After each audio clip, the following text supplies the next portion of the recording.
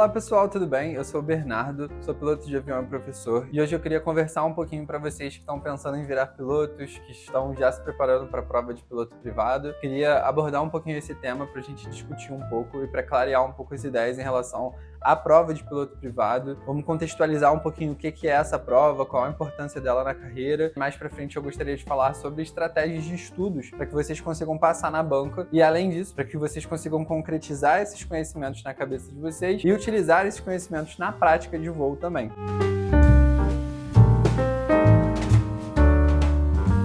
Essa prova de piloto privado é uma prova muito importante por alguns motivos. Primeiro que ela é a primeira prova de piloto que você vai fazer na sua carreira, é o primeiro passo para você se tornar piloto. Caso você esteja completamente perdido no que eu tô falando, tem um vídeo aqui no canal falando sobre a formação de piloto, como virar piloto, como chegar numa linha aérea e tudo mais. Vou deixar ele no card aí no vídeo.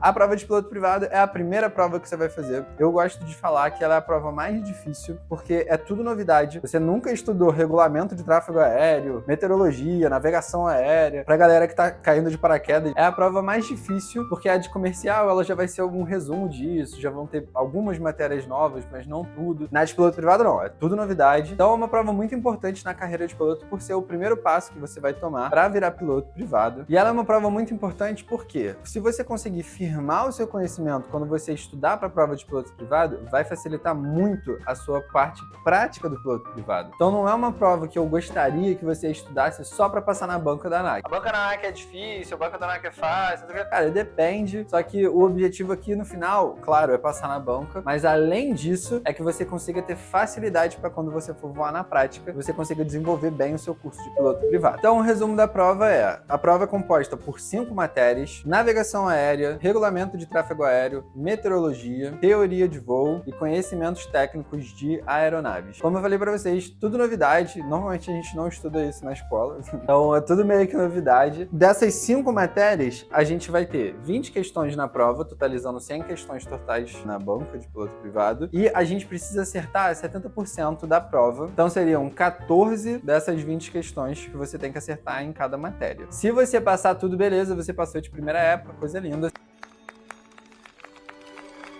Se você reprovar até 2 matérias, você tem a chance de fazer uma nova prova só com essas 2 matérias que você reprovou, 1 ou 2 matérias, né? Você pode refazer, paga só o valor dessas matérias e aí você passa lá e tudo mais. Sua carteira vai sair como segunda época, mas isso não aparece. Não é uma coisa que quando forem te contratar vão ligar pra isso. No final, assim, você passou e tá tudo certo. A prova, seja de piloto privado, de piloto comercial, a gente entende ela como uma licença. Se você passa, você tem a licença lá de piloto privado, a licença de piloto comercial. E uma licença é uma coisa eterna. Quando você passa, você tem lá o seu CCT, que chama, que é o Certificado de Conhecimento Teórico, e aí você prova que você tem os conhecimentos para virar piloto privado, piloto comercial, piloto de linha aérea, e isso é meio que eterno, tá? Você não perde, não. O que você perde são aquelas certificações tipo CMA, carteira de multi que vence, carteira de piloto privado que vence. Isso da parte mais prática, pensa assim. Mas da parte teórica, se você passa, você passa. E aí tá tudo certo. Um detalhe muito importante também que é legal comentar com vocês, talvez vocês tenham chegado aqui no canal ou querem fazer a prova por causa de algum anúncio, alguma coisa que vocês viram no YouTube ou no Instagram, enfim, ou na internet. Vocês provavelmente viram que são vendidos os cursos para fazer a banca de piloto privado. E essa é uma questão, já fiz algumas coisas no meu Instagram também comentando sobre isso, mas um resumo é: você não precisa do curso para fazer a prova de piloto privado, você pode comprar os livros dessas matérias que eu falei e estudar em casa, mas eu recomendo fortemente que você faça um curso. Se você não fizer o curso, você economiza uma grana, coisa linda e tal, só que quando você faz o curso, você tem algumas dicas lá dos professores que estão em contato com pessoas que fazem a prova semanalmente. Acaba que tem várias diquinhas ali, coisinhas que acontecem na prova que é legal que você já esteja nesse ambiente, já ouça os professores falando. Mas conheço várias histórias de pessoas que quiseram economizar essa grana, não fizeram o curso e passaram na prova e tá tudo tranquilo. Na de piloto comercial, na de instrutor, você já vai precisar de um curso credenciado da ANAC, mas na de piloto privado, pelo menos até hoje, não é necessário que você tenha o curso para fazer a prova.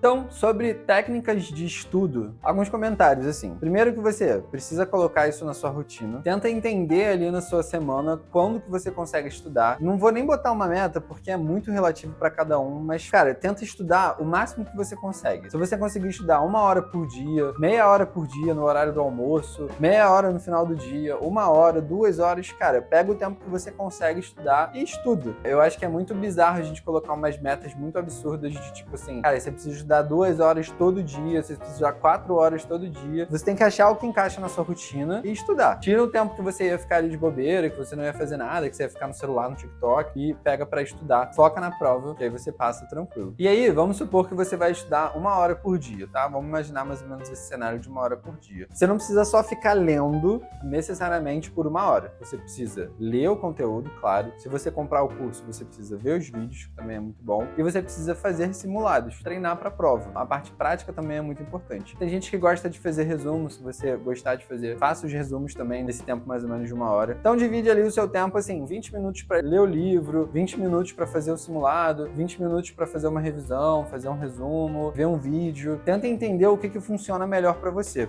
Existem várias formas da gente aprender, né? Tem pessoas que são mais sinestésicas, pessoas que são mais visuais e pessoas que são mais auditivas. Já falei um pouquinho disso no meu Instagram também, então se você quiser entender um pouco mais sobre isso, dá uma pesquisada, vê lá no meu Instagram. Entenda a forma que você aprende melhor, se for por vídeo, se for por resumo, se for no simulado na prática, se for lendo. Entenda a forma como você aprende e utilize isso a seu favor para você conseguir render melhor nos seus horários de estudos. Se você não puder estudar durante a semana, estuda mais no final de semana, tira pelo menos um dia aí, tira um sábado de tarde até a noite, fica o dia inteiro estudando. Não precisa colocar uma meta absurda de prazo, até porque para você começar a voar o piloto privado, você não precisa da banca, tá? Você só precisa do exame médico, do CMA. A banca você só vai precisar quando você for voar solo, ali mais ou menos nas 20 horas de voo, se você não repetir nem nada, mais ou menos ali nas 20 horas de voo você vai precisar da sua banca. Dá pra começar a voar sem a banca? Dá, mas não recomendo não, mas se você quiser, pode ir lá, mete as caras. Durante o processo de você voar, você vai estudando pra banca também, que é uma coisa legal. Mas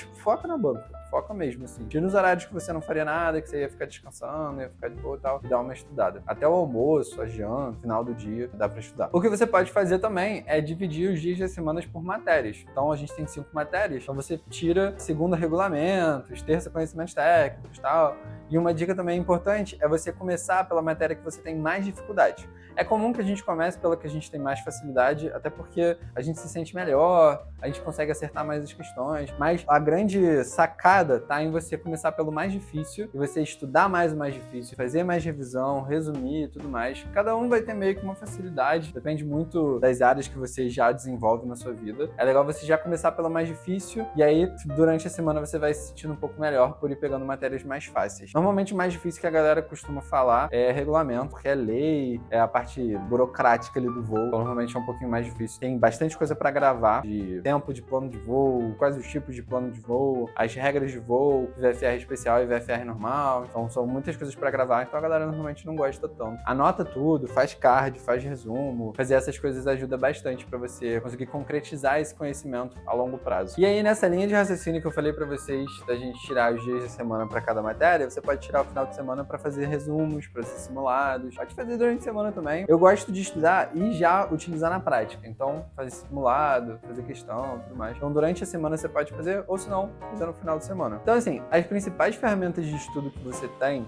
são muito úteis, são simulados. Assim, simulado, cara, é a coisa que eu talvez tenha que te falar que é tão importante quanto os livros, tão importante quanto os vídeos e tudo mais, é você fazer simulado. É você utilizar aquele conhecimento que tá ali permeando a sua mente na prática, entender aquele conceito na prática e firmar esse conhecimento para ele virar um conhecimento de longo prazo. Então, o simulado é uma coisa ótima. Claro que acaba que no final você está fazendo um monte de simulado e aí você acostuma a fazer questões de simulado, mas o simulado é uma ótima ferramenta, sim, para você concretizar um pouco mais aquele conhecimento. Mesmo que no final você faça a prova ali no automático, mas ele serve também. Fazer resumo ou flashcard também é uma coisa muito legal, fazer os cartõezinhos, compra um post-it e fica escrevendo, fazendo resumo. Eu, para fazer o ground no aeroclube, quando eu fui voar a primeira vez, eu lembro que eu fiz as anotações em post-it e ficava tentando gravar aqueles 20, 30 post-its. Eu gravava quase que a ordem toda, assim, porque são informações curtas, a gente entende melhor quando é informação curta e isso serve pra gente fixar o conhecimento. Ou os resumos em caderno mesmo, faz ali os seus resumos, e isso também vai ajudar bastante. Nos livros tem muita coisa que é interessante você saber, mas que na prova não cai tanto. Então nos resumos você acaba dando uma condensada ali naquele material. Depois, futuramente, você não precisa reler o livro todo. Você só pega essa parte dos resumos, e aí você agiliza um pouco mais a questão dos estudos. E claro, os vídeos online também ajudam bastante. As aulas, de fato, com o professor dando aula, ajudam bastante aí na questão dos estudos para você passar na prova. Então, como eu falei para vocês, tem os cursos pagos que são muito interessantes. Tem algumas coisas aqui no canal também. Tem algumas coisas na internet, no YouTube, que são de graça. Os cursos, eles têm o benefício de você ter tudo organizadinho para você conseguir estudar de forma gradual para a prova. É muito bom que você faça o curso e que você veja essas aulas. Então, tem pontos muito positivos em você fazer o curso e ver essas aulas e, enfim, conseguir aprender de forma gradual. É uma coisa interessante. Dá para estudar por fora, mas eu recomendo que você faça ali os cursos. Então, agora sobre estratégias de fixação do conhecimento, você pode ensinar para alguém, e esse alguém pode ser alguém da sua cabeça também.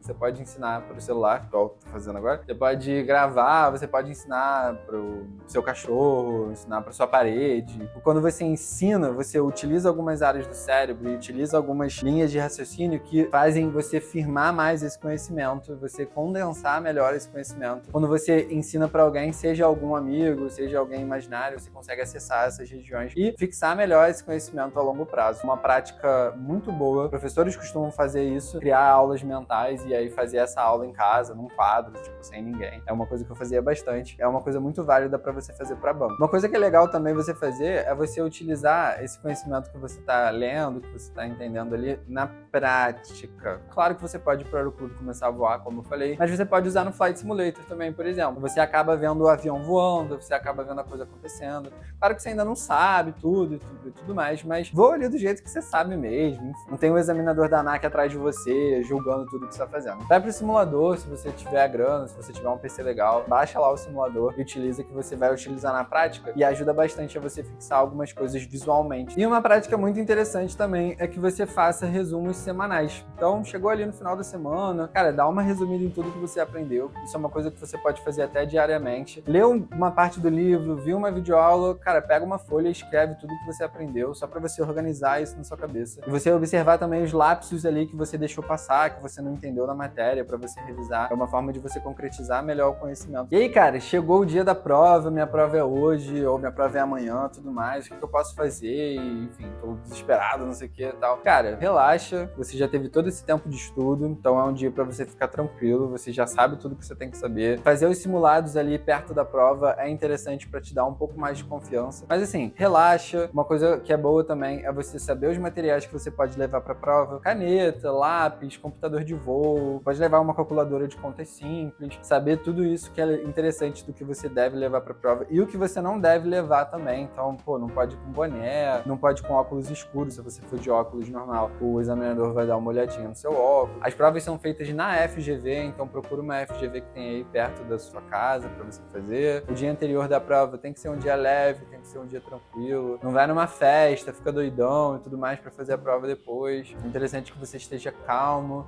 E esse último dia aí, ou se já for o dia, é um dia pra ser mais tranquilo. E no resumo, assim, descansa no dia anterior, fica de boa, não faz nada muito bizarro fora da rotina, não. Já separa todos os documentos que você vai precisar e todos os materiais, já vê o local de prova, já organiza como que você vai pro local da prova, se você vai de trem, de Uber, de táxi, enfim, já planeja tudo isso. E relaxa, você vai passar na prova de boa. Se não passar de primeira, passa de segunda, tá tranquilo. Se reprovar nas duas, faz de novo depois. A ANAC não tá ali pra sacanear ninguém. Às vezes eles dificultam um pouco as coisas, mas o resumo mesmo é que eles querem que você firme esse conhecimento para que você utilize na prática e pode até salvar a sua vida, tá? Então, por isso que é legal que você estude os conhecimentos e fixe eles a longo prazo, tá? Uma coisa que eu falei bastante no vídeo e que é muito importante, porque quando você for começar a voar o seu piloto privado, você vai precisar desses conhecimentos, vai precisar de coração. E aí é importante que você fixe isso para que na prática você não precise ficar quebrando a cabeça e relendo ali os conteúdos, sendo que você já estudou e já fixou tudo isso. Então por hoje é isso. Eu gostaria de dar uma motivada um pouco também, acalmar um pouco os ânimos e te motivar que se você seguir tudo isso, cara, você com certeza vai passar. Não é uma prova impossível, é uma prova difícil, como eu falei pra vocês, mas utilize essa dificuldade como um desafio, não como uma coisa pra te desanimar. E relaxa, vai tranquilo,